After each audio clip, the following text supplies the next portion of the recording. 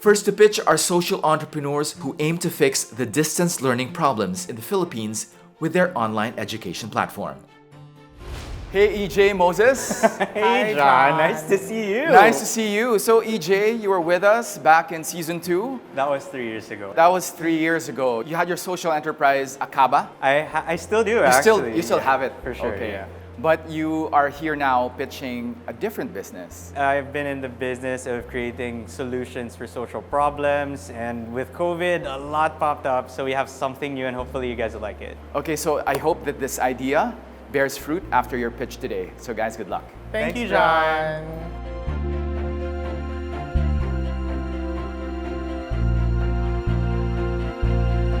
My name's CJ, and for the past 7 years, I've been a full-time social entrepreneur. And this afternoon, we'll be presenting ClickEd. It's an open education portal. So ClickEd is a way for us to solve the many problems of distance learning in the Philippines because of the COVID pandemic.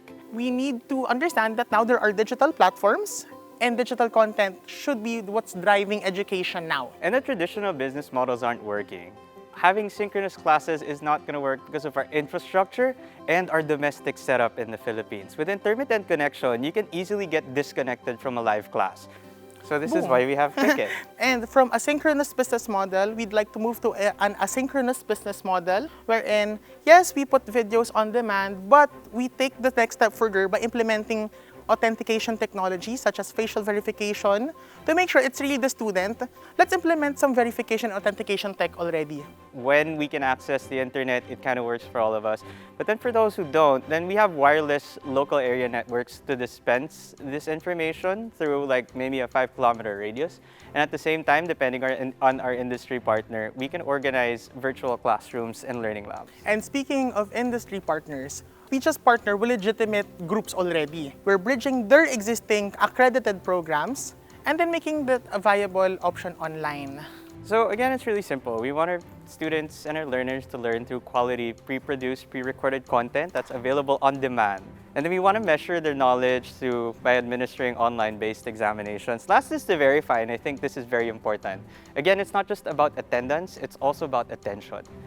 And last is to certify. Here in the Philippines, education is everything, but you can't prove that without a certificate that people can recognize. So again, we'll either be partnering with the Department of Education or under other bodies in the PRC. So we have 2 products under this platform. The first is very simple. It's a continuing professional development program. Every 3 years, any licensed professional will be required to complete 45 hours of seminars. That's around 45 to 60,000 every 3 years, licensed professionals have to spend for them to be able to renew their professional license. So we're digitizing existing curriculums in a secure platform, and we're definitely going to make it more affordable. Last is an alternative learning solution using localized, specialized, and inclusive content. This is digitizing the alternative learning system, which is designed for basic education dropouts and out-of-school youth. And of course, the indigenous people's education curriculums that's implemented by the DepEd. We want to tap a grant pool of over 2 billion pesos in the Philippines that's being given away to NGOs. Best of all, we want to offer this program for free.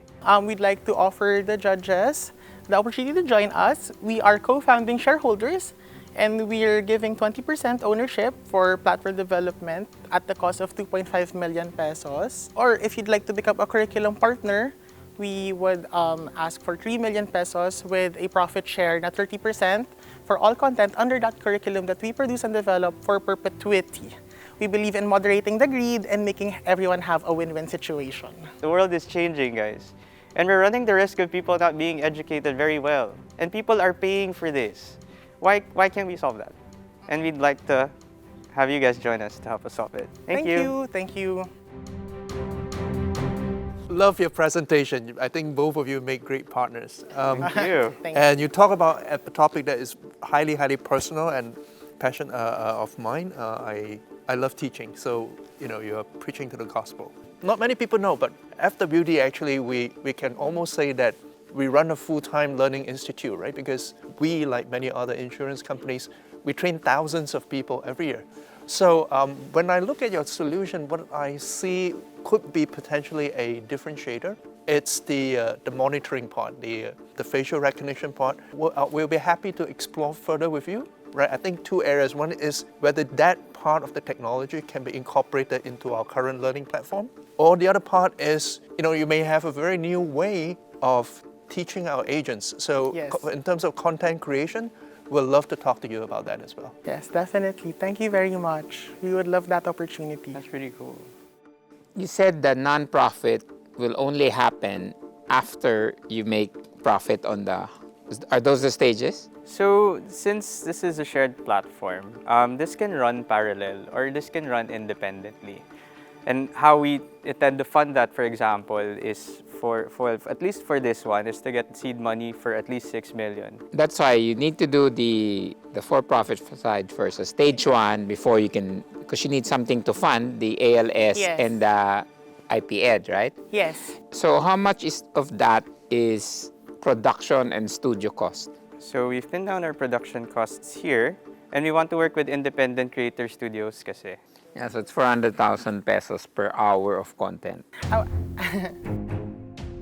But again, these are initial ideas. We're definitely open. So why don't I start off with an offer? I have resources to cover your production costs for the nonprofit side. I'm in a hurry to do the nonprofit side because they are the marginalized. So assuming we come to an agreement and my designers approve what you guys have put together from a curriculum perspective, we'll fund the production side. This is jumping a few steps for us. Thank you very much. This is, yeah, wow. I'll build on what Joel has offered. I think on the Ashoka side, we do have learning modules on systems thinking and change making for young people. This is something that's not offered in a regular school curriculum, but it's very much needed. We have the curriculum. If he will build a production for this one, he can put it in the platform. Yes, let's piece things together. That's the name of our game. Thank you. Oh my God. Oh, thank you. When you have the content, we should, come back together and talk about distribution. Once you have that nailed, even for a small niche, then I think the distribution part we can easily handle. But very thankful for the opportunity. We definitely are looking forward to collaborating, doing our presentations, and to definitely build up this solution. Thank you. Thank you. We got more than what we wanted. I think we really wanted to do the nonprofit kasi, and we saw the profit as a way to jumpstart it. I think when they saw the passion for the nonprofit, I guess they really got on board. John always does a great job every season, and this season I'd like to thank everybody off at the final pitch for just giving a platform for social solutions. I think that's really important at this time, and it's nice that somebody's doing it. Yeah, and for making this happen. Very generous. We've been doing digital transformation for 2 years, so that's one of our assets. So we just have to see if it's good content, right? Yes, Which, exactly. Yeah. If they have the content, then we'll produce it.